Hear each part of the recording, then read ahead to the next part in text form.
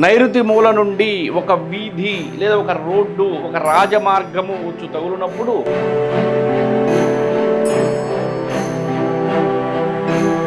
ఈ యొక్క నైరుతి మూల యొక్క నష్టాలు ఏ విధంగా ఉంటాయంటే, ఇది చాలా భయంకరమైనటువంటి బజారు పోటు.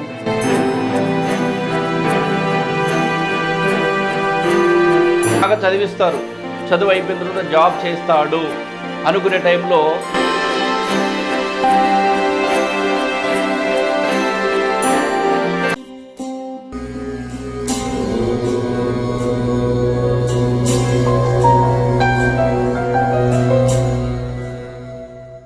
కాబట్టి ఒక స్థలమునకు లేదా గృహమునకు లేదా వ్యాపార సంస్థలకు నైరుతి మూల నుండి ఒక వీధి లేదా ఒక రోడ్డు, ఒక రాజమార్గము వచ్చు తగులునప్పుడు దానిని నైరుతి వీధి పోటు లేదా వీధి శూల అంటారు. ఈ యొక్క నైరుతికి అధిపతి పోతన, నిరుతనే రాక్షసుడు, మారి, రకరకాల పేర్లు కలవు. కాబట్టి ఈ యొక్క నైరుతికి అధిపతికి వాహనం మనిషే, ఆయుధం కుంతలం. కుంతలం అనేటువంటి ఆయుధంతో మనిషి పైన ప్రయాణం చేసేటువంటి వాడే నిరుతి. కాబట్టి ఇది చాలా భయంకరమైనటువంటి బజారు పోటు, దరిద్రమైన బజారు పోటు. మామూలుగా అయితే ఒక వ్యక్తి సాధారణంగా నడిచేటప్పుడు మామూలుగానే ఉంటుంది. ఆ వ్యక్తి పైన ఇంకొక వ్యక్తి ఎక్కి కూర్చొని అతని కాళ్ళతో అతన్ని నడిచేటువంటి వ్యక్తిని కనుక తన్నుతూ నడవమంటే ఏ విధంగా ఆ మోసేటువంటి వ్యక్తి బాధపడతాడో అదేవిధంగా ఇలాంటి నిర్మాణాల్లో ఉండేటువంటి వాళ్ళు అలాంటి బాధలు పడటానికి ఎక్కువ అవకాశం ఉంది.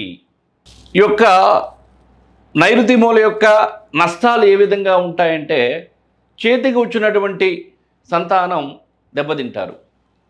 మీరు బాగా చదివిస్తారు, చదువు అయిపోయిన తర్వాత జాబ్ చేస్తాడు అనుకునే టైంలో ఆత్మహత్యలు చేసుకోవటం, లేదంటే జూదరులుగా మారటం, లేదంటే యాక్సిడెంట్లు అవ్వటం, లేదంటే మీ మాట వినకుండా చెడుదారిలో పడిపోవటం, ఆస్తి నష్టం కావటం, భయంకరమైనటువంటి రోగాలు రావటం, క్యాన్సర్ కానివ్వండి, కుష్టి వ్యాధి కానివ్వండి, గుండెపోటు కానివ్వండి, శస్త్రచికిత్సలు కానివ్వండి, ఈ యొక్క నైరుతి మూల బజారు పోటు తగిలినప్పుడు ఇలాంటి నష్టాలు జరిగేటువంటి అవకాశం ఉంది, ఖచ్చితంగా కూడా జరుగుతాయి. కాబట్టి వాస్తు గురించి మీకు తెలియకపోవచ్చు, తెలిసిన వాళ్ళని అడగండి, అడిగి తెలుసుకోండి, అడిగి తెలుసుకొని చేయండి. తొందరపాటు నిర్ణయాలు చేయొద్దు. మరలా వాస్తు దోషం ఉన్నప్పుడు ఆలస్యం పనికిరాదు. వాస్తు దోషం ఉన్నప్పుడు ఆలస్యం పనికిరాదు. ఖచ్చితంగా కూడా వాస్తు దోషం ఉందని గ్రహించిన వెంటనే దానికి సంబంధించి మార్పులు చేర్పులు చేయండి. చేయకపోతే మాత్రం మీరు బాధపడతారు. ఇవన్నీ కూడా మీరు తెలుసుకోవాలనేటువంటిదే మా ఆకాంక్ష. తెలుసుకొని శాస్త్రం ప్రకారం మీరు ముందుకెళ్ళండి. తెలియనటువంటి విషయాలని తెలిసిన వాళ్ళని అడిగి తెలుసుకొని చేయండి. సర్వే జన సుఖినో భవంతు.